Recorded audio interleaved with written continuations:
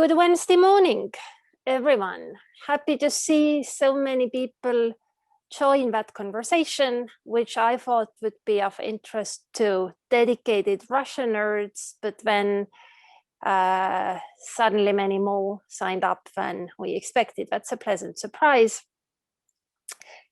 My name is Kadri Liik. I'm Senior Policy Fellow at ECFR, and our guest today is Levada Center Sociologist Alexey Levinson. And this meeting has been inspired by one reasonably high-level European politician who, a month or two ago, when Alexey Navalny had just published his latest video about Putin's palace, this person would write to me almost on a daily basis with messages like, it's 40 million views. What next? It's 70 million views. Where are we headed now? And I sensed that there was some expectations that the number of views will translate into some sort of action on the streets or Russian politics. And my own sense was that this linkage is not necessarily so straightforward. The whole Russian attitude to corruption, what qualifies as corruption, what not, might be different. And when people came to streets to protest against Navalny's arrest, I wasn't sure what actually motivated them. Were they followers of Navalny? Was it protest against corruption or protest against the general unfairness about how the person was treated? In any case, I sensed that there are some things that need to be explained to Western audience, and I knew no one better than Alexey Levinson to do it. So Alexey, thank you. And the floor is yours. Thank you. Good morning, everybody, and thank you for coming. I think the questions that Kadri formulated are of real importance, because to every question, there is a temptation to say yes. Yes, they are protesting against the corruption. Yes, they are protesting against the arrest of Navalny, and so on and so on. But what is the main cause of this, let's say, a wave of popular unrest in Russia, the unprecedented wave of popular unrest? The experts whom I trust and the data that we collected at Levada Center, they suggest that first, there is a combination of all these reasons. The sympathy towards Navalny, the hatred against the authorities and personally against President Putin, and all that. This is a mix of these feelings. But what is the main driver? I will risk the statement or the formula that Russians are sick and tired with the state of affairs that is typical for the situation in the country for already 6 years since the annexation of Crimea. Because the annexation of Crimea and the reaction of the international community against that posed the country into the position of the sieged fortress. I'm not going to say that it is sieged by, say, European or other countries. This is a feeling of, as if we are.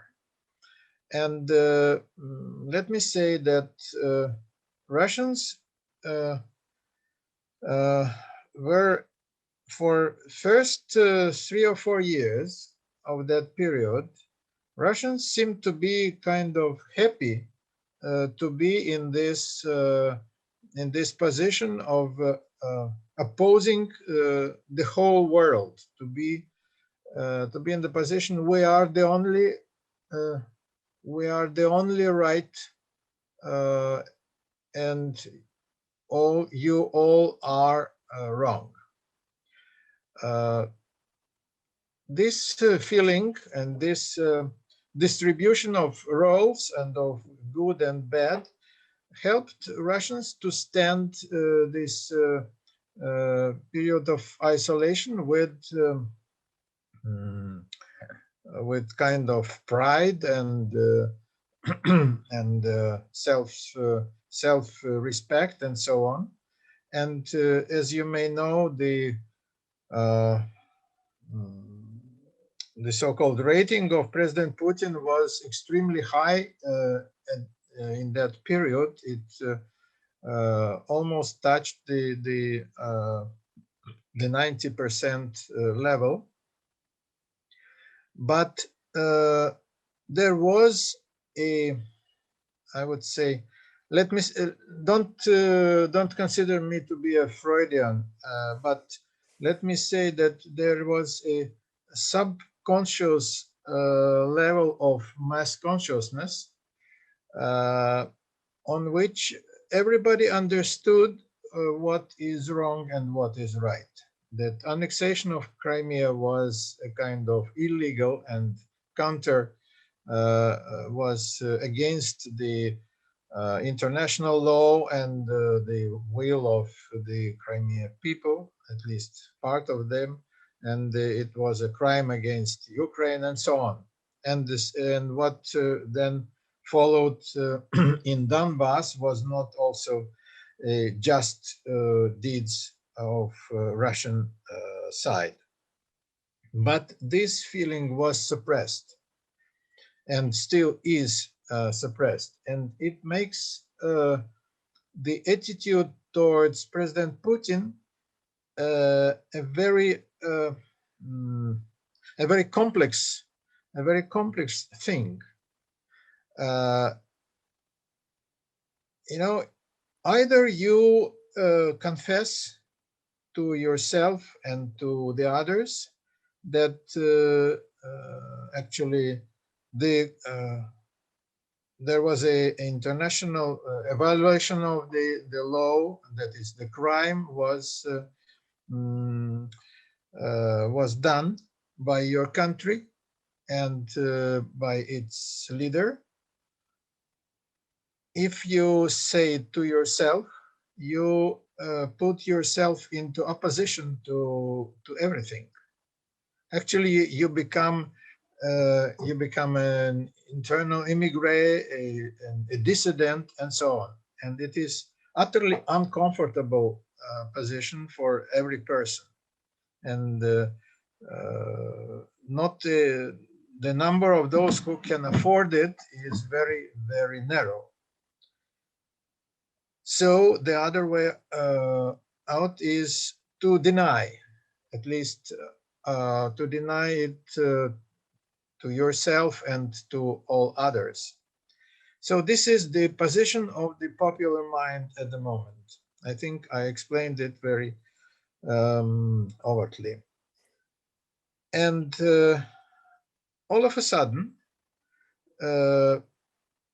Alexey Navalny appeared and kind of blasted the situation with what happened to him. I mean, the attempt to poison him and the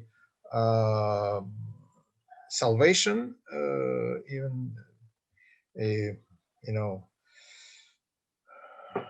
kind of miracle happened. He was brought from the path of death on the side of the life. And then he was brave enough to come back to Russia. And it was very, very important deed of him, which granted him respect from people. You cannot say, look, he is doing that to for his own popularity or whatever. Everybody understood that he was risking the imprisonment, and it was really the fact. And then another blast, the film about the castle, or how do you call it? Palace. Palace, yes, the palace built for Putin. Let me say, now the case of corruption is there. Russians are not that much astonished with the size of this corruption. And the fact of the corruption on the highest levels of Russian authorities is no news for them. About 5 years ago, the film by Navalny team about the general prosecutor Chaika was shown, and there was again the cases of corruption. And after that, we asked people, do you think it is a kind of an exclusion, or it is typical for the Russian authorities? And over 80% said it was typical. Then 3 years ago, another video about Prime Minister Medvedev was shown. And when we asked people after this this video on the air, do you think it's about only about Medvedev, or others, other authorities are so to say affected by corruption? 30% said, oh, it's about Prime Minister Medvedev, but President Putin is out of that. But 38 said all Russian authorities, including the highest ones, are affected by the corruption. So no news. Mm. But what? Isn't it, yeah, Alexey, sorry to interrupt. Isn't it even sort of historically typical or acceptable? Because my first thought was that, you know, Black Sea coast is actually dotted with palaces, some built by Tsars, some by the Soviet establishment, and now Putin. They have all been funded with state money, I assume. I have visited Stalin's dacha in Sochi. That was slightly more aesthetic, but left a very paranoid impression because it was painted dark green so that it wouldn't be visible from the sea or from the air. But the pattern that rulers build resorts for themselves or for their so-called Politburo using state money, that has been in place for decades, more than a century even. You know, there are two types of corruption that are known for Russians. One is getting tips or suggesting tips to the policemen, to the local authorities, to the teachers, to the doctors, and so on. And people are, I would say, tolerant to that, although they know that it's a kind of a crime, at least on the side of those who get this money. But as to the corruption on the top level, people are, I would say, kind of indifferent to that, because you cannot say whose money are transferred to there is no idea that they they robbed our pockets and built this palace for Putin. No, it's their money and it is their business. They are corrupting each other. So people, in a sense, don't care. It is not. It's not of our business. It's just people on another planet. So no great hatred. But let me go on a very important step from that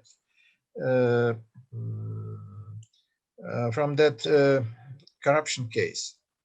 I mean, in Navalny's films, there was a very important element of irony,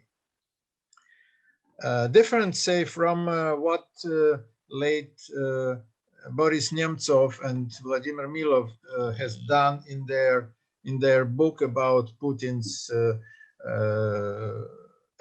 actually about the same things. How many palaces and other valuables belong to Putin.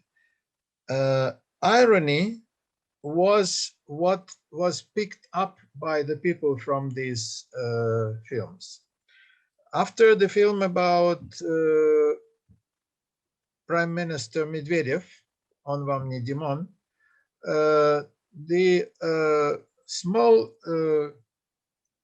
toys for children, small ducks, or a pair of sneakers shoes. These were taken by people and became the symbol of despise and resistance. They were showing this on the streets, and they were arrested in case they were caught by the police with these symbols. So the things became utterly important in a minute. After the video about the palace in Crimea for Putin, there was one small detail about, I don't know the name of this device, but this is used in the toilets. Yeah, toilet brush, yes. Toilet brush, yeah. A very small thing. The case was that this one was also very expensive, $900 or something like that. And this became the symbol of despise and resistance and opposition. People were manifesting in the streets with, they bought these very cheap ones, brushes in the shops. And irony, in this case, in our, I would say, in Russian case, irony is a very important instrument of repositioning the person on the socio-political scenery. In case you feel ironical towards Putin, it means that you are not his subject. You are not subjected to him. Navalny suggested the motto, he is not a tsar, Exactly. It means that he is not a tsar if I can mock him. And I think this is the main result of one of the two main results of Navalny activities. The second one, which is very important as well, is his appeal to the whole country. In the year 2011-2012, very mass manifestations took place in Moscow. I think all you remember that. About 200,000 or or what. Now, in this new wave, the number of those manifesting in Moscow maybe was not that high, but the number of the cities and towns that were affected by the same, say, upsurge, the same movement, was about 200. And this is unprecedented. Even in Yeltsin times, when miners were on the strike, there was no such a wave all over the country from the extreme east to the extreme west. This is an utterly important news. This is what I wanted to say in the beginning. And how do you explain it? I mean,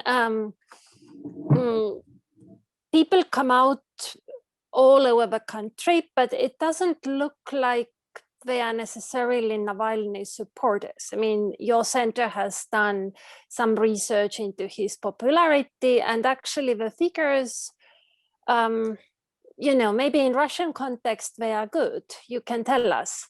But many well-wishers in the West find it relatively meager. You know, some people are supporting Navalny, but there is a substantial share of those who don't trust him, who think that he might be a Western puppet. And I've heard that to his own staff also, the outcome of these polls has been a bit of a disappointment, and also how this affected people's opinion of Putin. And nevertheless, yeah, there is that of mass turnout all over the country. So how do you square the two? Well, Navalny, what happened with Navalny from all main events that happened to him and that were initiated by him or by his team, all this complex, I would say, disturbed the country and the public consciousness here. And reactions are of different kind. Some, the direct, I would say, the direct consequence was the manifestations on the streets. Other consequences were the support of those manifesting. Yes, still another reaction was the fear to support them. People do understand that, well, he is right. Accusing our authorities in corruption, he is right. And it was really them who tried to poison him, to kill him.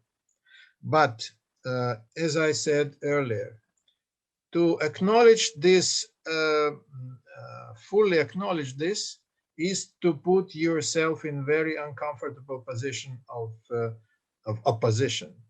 So in this case, people start to deny and start to say that he is really, as you said, the puppet of the West, and that is all done on the State Department dollars or whatever. They don't really believe in what they say, but this is like, you know, like kind of a curse. This is a magical gesture to free oneself from the responsibility of trusting Navalny. This is and this is a, I think the people who are in this position, they are more numerous than ones who are really his overt supporters.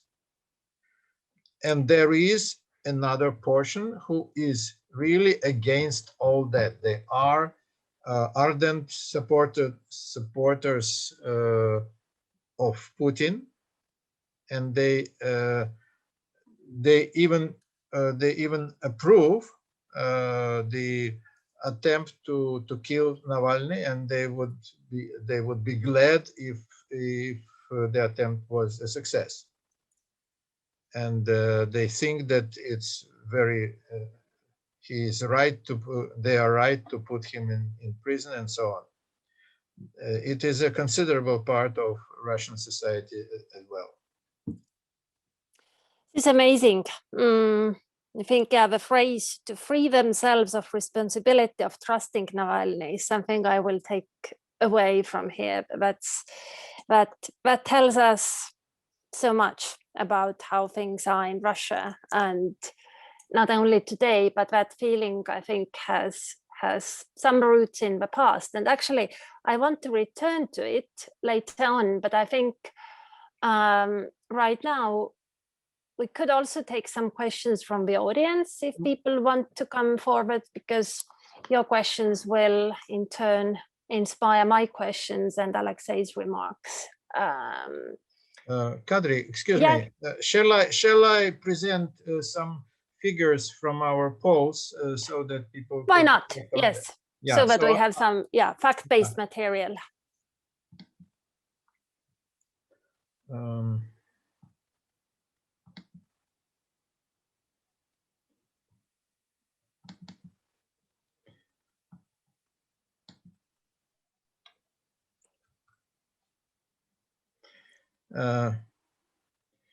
So look,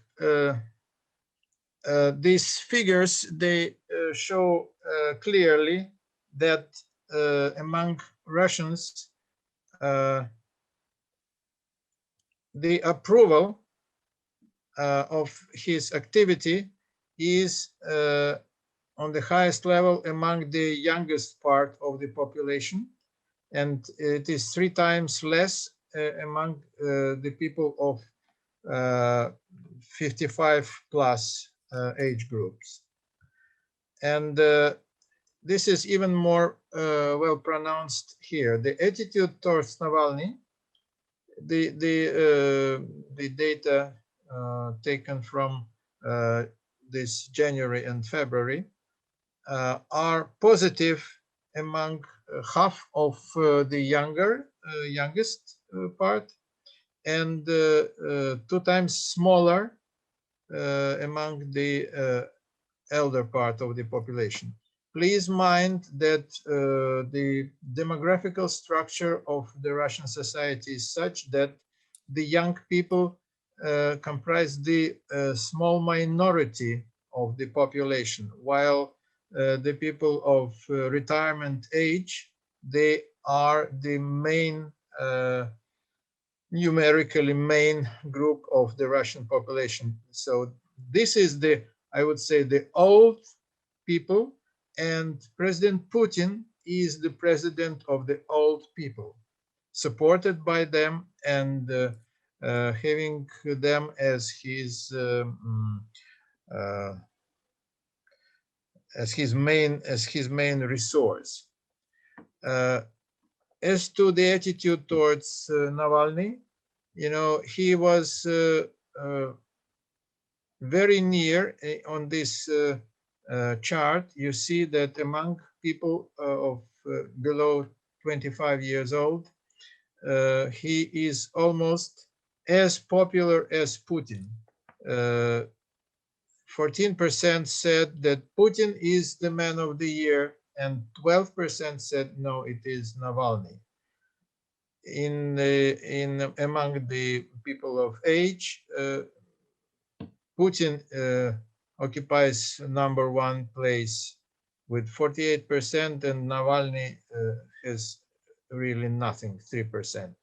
What is interesting that among people, it is not the age group, the right column.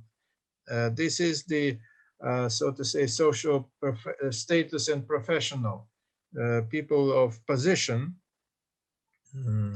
They also considered Navalny as an important person on their horizon. He is #2. He is 3 times less than Putin, but he has more scores then all others, including the famous Shoigu, Minister of Defense, and Mishustin, the Prime Minister, and Lukashenko, the leader of Belarus. Thank you. Thank you. Slides composed to answer my questions. Yeah. Can I get This is the effect of the video. This was your question as well, and formally the impact is 0, because 3/4 of the population of those who watched the video said their attitude did not change, their attitude towards Putin, and 3% even said, well, it grew better. The so to say propaganda effect is around 17%. It is not anything considerable. But this is what people wanted to report to the interviewers, and their what I said about their fear to become the ones opposing everything is there. It is not. Let me stress that it is not the fear to be caught by the police, or KGB or FSB services. This is the conflict inside them. This is not the fear to become a political prisoner. It is the fear of becoming a political opponent of the authorities. And that was actually something I also wanted to ask about. I think you maybe can end the screen sharing and give return. Yes, good. That was another thing that actually made me think. I somehow sense that in the West, many people view Navalny as a Russian politician who is challenging Putin.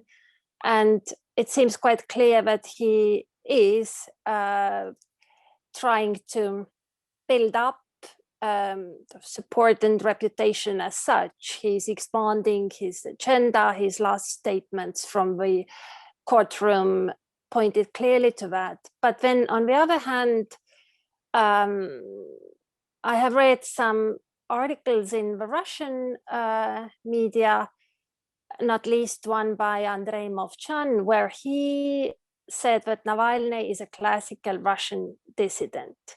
There is a minority of people who support him, and then the majority who fear his activity and association with him, and yes, responsibility to trust him. And so from his article, there seemed to emerge a parallel with late Soviet era, but I remember that dissidents were actually not who turned around the political scene in Russia, but in order to increase in influence, something else needed to happen. You know, Andrei Sakharov needed Gorbachev to come to power and release him from Gorky and allowed to be elected into the Congress of People's Deputies. That's when he actually became politically truly influential. Earlier, yes, he was a moral beacon. He was someone of whom people spoke a lot, but actually, and you know, I was young, but I still remember these times, and I could see how here in Estonia, people fear to go after dissidents because you don't want to follow people whose path goes through jail. It's quite understandable in a way.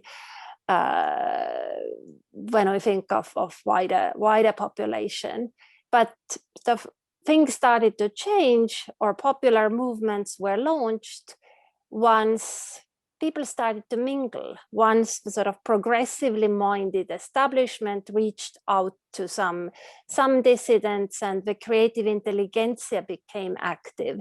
And then suddenly the floodgates opened, because people, these were the sort of state-okayed, free-thinking people whom you were not afraid to follow, with whom you trusted to go and survive. And people lost that fear of positioning themselves as opposition psychologically. So do you think these parallels have any credibility in the current Russian reality? Or am I just projecting the Soviet past to Russia's future without good ground for it?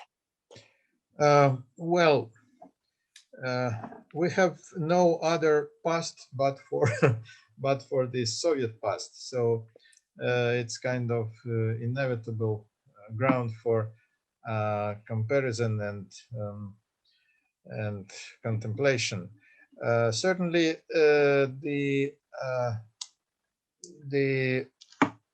some parallel between Russian dissidents and Navalny is there, because the measures taken by the authorities are the same. The treatment they got is almost the same.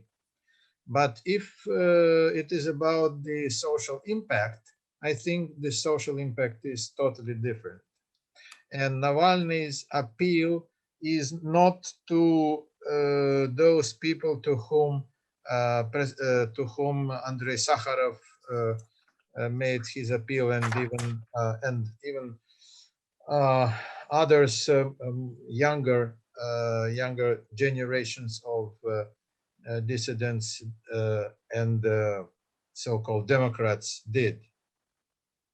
Now, the people who support Navalny, they may not know the name of academician Sakharov at all.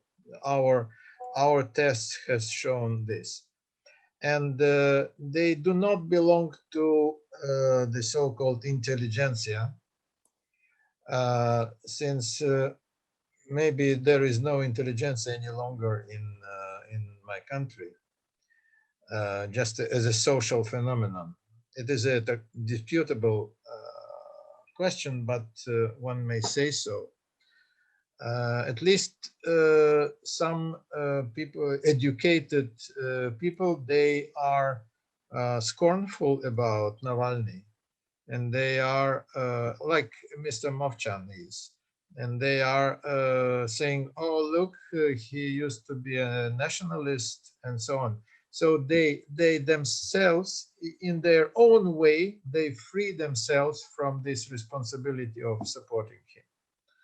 Just like old babushkas do it in small towns. But there are what he managed to do. He managed to appeal to young people, I would say fearless young people, who came out to the streets in 200 towns and cities in Russia. And this is what should be, what we should keep in mind. It was the unprecedented, no other Russian politician and critic of the regime managed to reach this kind of result. Before that, his record was to establish about 40 so-called, in Russian it is shtabs, his strongholds, I would say, or his teams, again, all over the country. Other political parties failed to do that. Even the ones who are I don't say about the so-called Russia, United Russia, but others, they failed to have such wide network of support. He could. Some people call Navalny populist. I think this is not the best name that we can use, because we don't know who is not a populist. President Putin is also called by some populist, and maybe truly he is. So it is not a specific. I would say that he plus his team, they are genius of, I would say, political marketing or social engineering. He is inventive. He is creative. He is inventing things and words that can appeal to millions and millions. Let's remember a couple of words, a definition or a nickname he gave to the party of United Russia. In Russian, it is Партия жуликов и воров. It's difficult for me to translate it into English because it's a party of thieves and crooks, or yeah, so it is the tautology. It is, and I don't think it's really true that all people who are there, they are thieves. No, but this is a kind of a curse, and you know, it was almost as popular as the party was. In our polls, we found about almost half of those questioned, they said they agree with this definition. And even those who promised to vote for this party at the same time. So it was a kind of, it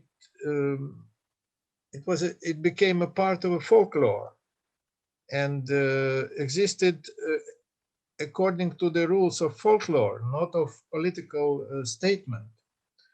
And this is what no other Russian politician managed to do. I don't know what is the future of Navalny. They may keep him in prison for a long and a very long time, and it will have its consequences.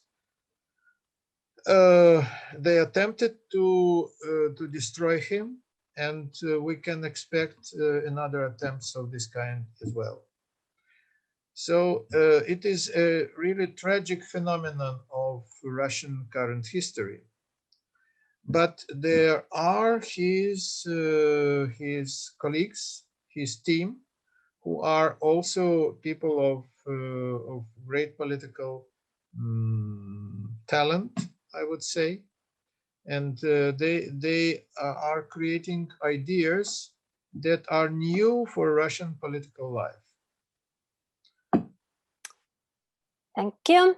And now we have some questions as well, free as far as I'm aware. If you want to add, please raise your hand, or you can write in chat as well. I will start with my colleague Chana, who is a great fan of Alexey, as I know. Yes, thank you, Alexey. Yes, great to hear from you as always. And I have a question about the moment of Navalny's return to Russia. So lots of my friends, they just couldn't possibly understand why would he want to come back when he could safely with his family stay abroad, and they think that it was inevitable that he was arrested. So there's no place in some people's head why did he take that decision. So is it understood in Russia why he took that decision, and do people see it as a necessary decision that can help anything? Well, the ones who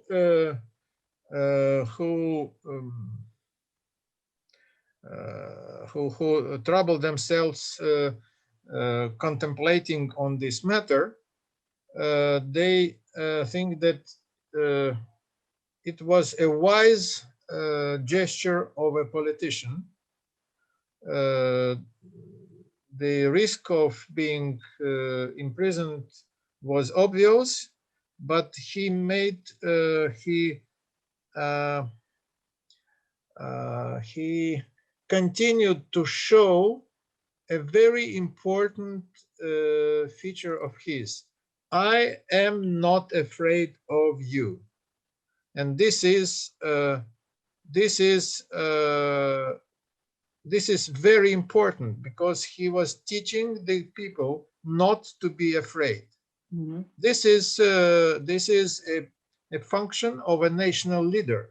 Actually, one should be a national leader so that you can be a teacher of a people. In his, I didn't say it, but it's also important. In his video about the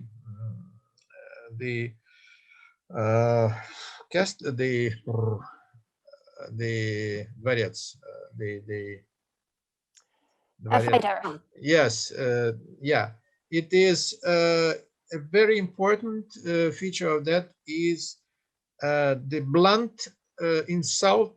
He is insulting Putin. He is mocking at him, and this is much more important than the figures of how many million of dollars were spent for that. He is brave in the eyes of people, and he should maintain his reputation of brave man, because it makes his supporters brave as well. Susan Stewart, you have a hand raised. Yes, thank you. Thank you so much for the event and the remarks up until now. I would like to return to the question of the widespread nature of the protest, which you emphasized. I agree that that is impressive and important, but I would like to ask more about the implications of that. Why is it important? Because sometimes one hears the counter argument that, well, if you look at what has happened in the past, then what really counts is only what happens in the capital. So would you say that the widespread nature of this protest, that it did happen in so many towns and cities all over the country, is that important because it means that this protest now has a chance to connect to other more local types of protest? Or are there other reasons why it's so important that this protest really has encompassed the whole of Russia? Thank you. Yes, you are right that it can also link to the local reasons for protesting, but in my opinion, the most important feature is that nobody can now say that it is only Russian, how do you say, creative class or Russian rich guys in the capital. They are unsatisfied with Putin's rule. All the rest are, for all the rest, it is okay. Now everybody see, no, it is countrywide opposition. This is a very important manifestation of that. Thank you. And we have more questions. I think it's Robert Moreland. Yeah, I think I have your question over email as well, but it will be nicer if you ask it in person, so please.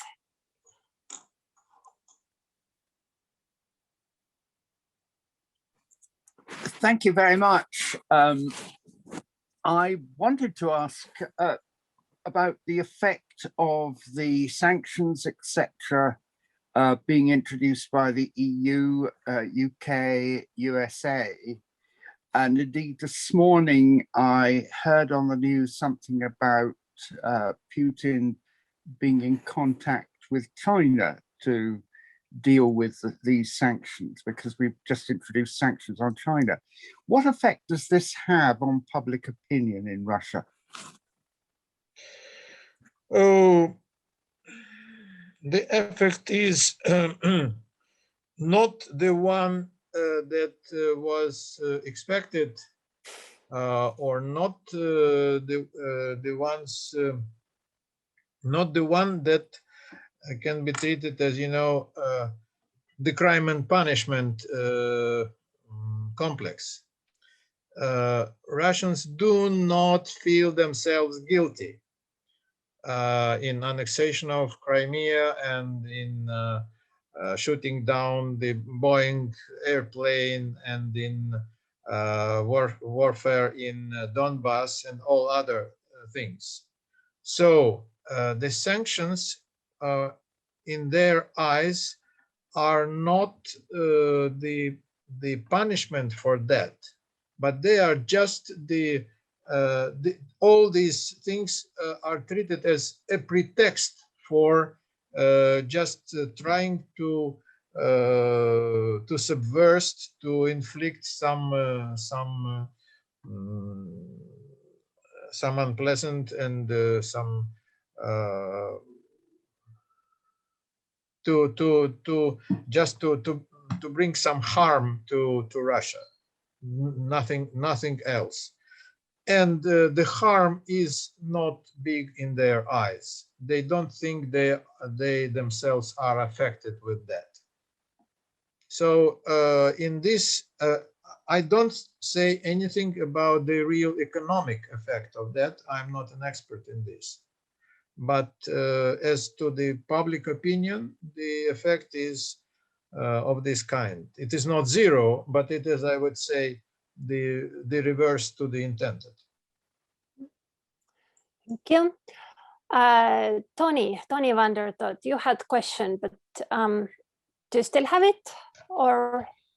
Yeah, I had a similar question also on sanctions, on the effects of EU human rights sanctions.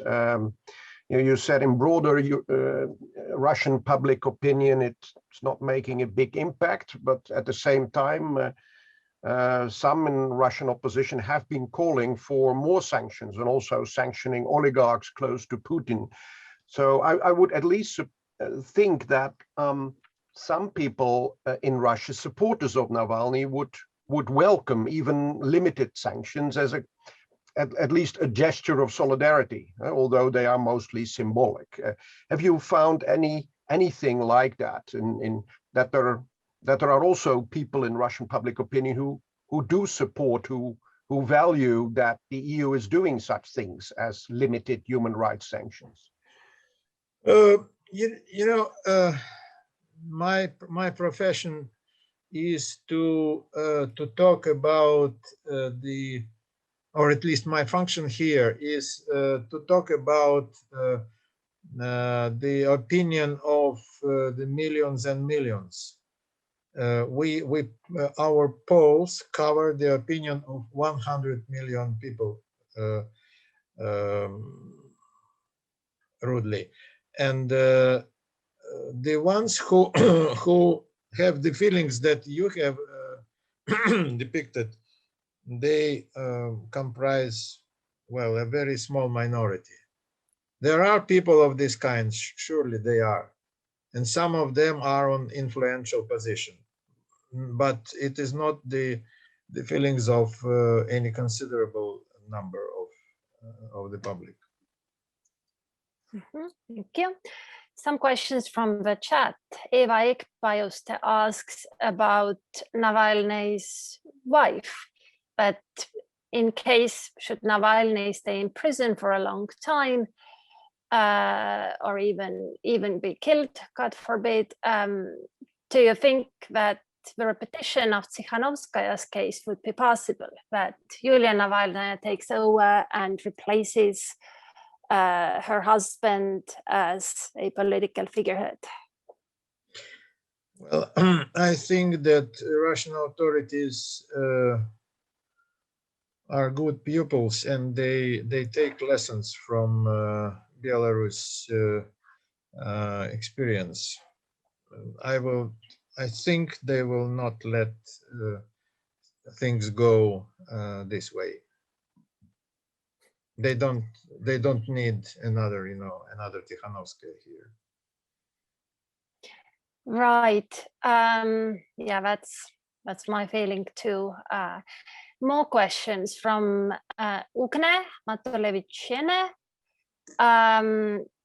She's asking about the absence of intelligentsia, and would you see any prospect of a new progressive-minded, more idealistic, less cynical young generation?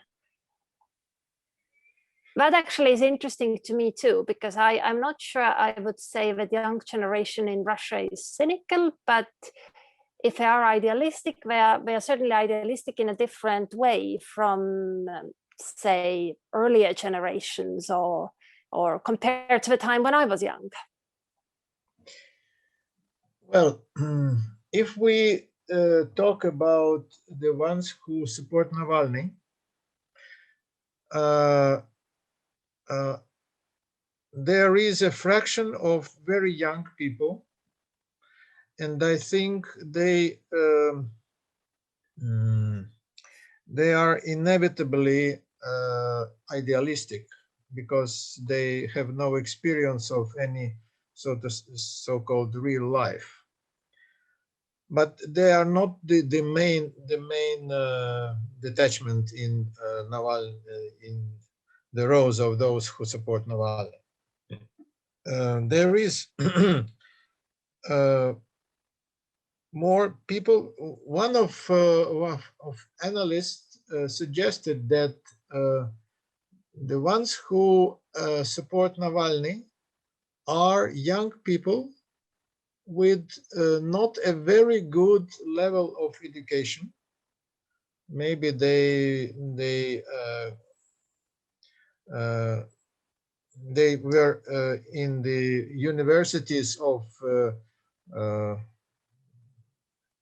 low level, so to say, universities that were abundant in Russia in last decades, and who did not find good jobs, and who are, because of that, they are not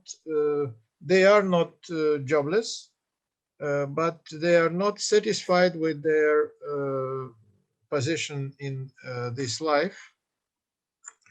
They are not that much idealistic, but they are not that much cynical. This is a combination of some practical reasons to be in opposition to the authorities, because they're just because of what I have said earlier, and also they are how to say, normally honest guys and girls who do not like thieves and corruption, people affected with corruption, to be their bosses. This is their moral basis to support Navalny or whoever says, guys, stop it. Thanks. Now our time is nearly up. Actually, it is up, but there is one last question which I will still ask. It comes from Corinne Lebel-Om, if I pronounce it correctly. And she asks about the people around Navalny and the completely new ideas they bring into Russian politics. You mentioned that they are doing something that hasn't been seen before. She asks you to be more specific on this point. I can, I cannot say much more. I see that these people, they are inventing one thing after another, not repeating what was in the past of Russian opposition movement or opposition activity. And very often they are effective. They hit the target. I think they understand the public they are addressing to. They are creative. Yes, they are. They are creative. It started even several years ago. For instance, they invented a kind of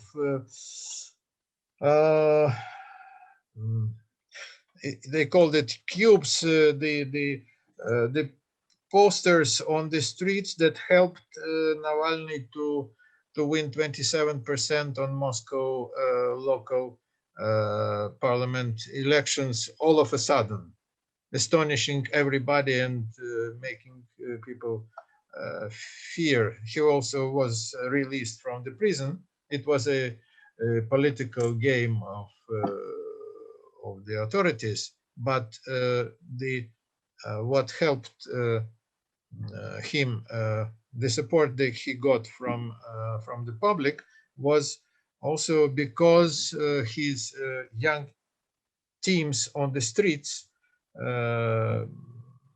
effectively made propaganda for him. Yes, I remember. And that was actually the first time when I started to think that this organization behind him and the relationships that are fostered in the course of that campaign might yet go fairly far at one point. Our time is up. Thank you very much for joining us. I am delighted that there is interest in the deeper dive into what some might consider a niche topic, but maybe it's not so niche after all, seeing the audience today. And thank you very much, Alexey. It's certainly not the last time we see at an ECFR event. So looking forward to next occasions. Thank you. Thank you all for your interest to what happens in my country. It is really important, and I'm really thankful to you all, and for the interest to what Levada Center does. Please visit us at www.levada.ru. We have the English version of our website as well. Very welcome. Thank you very much, and thank you very much, Kadri. Thanks a lot. Have a good day. Yeah, goodbye. Thank you. Everybody.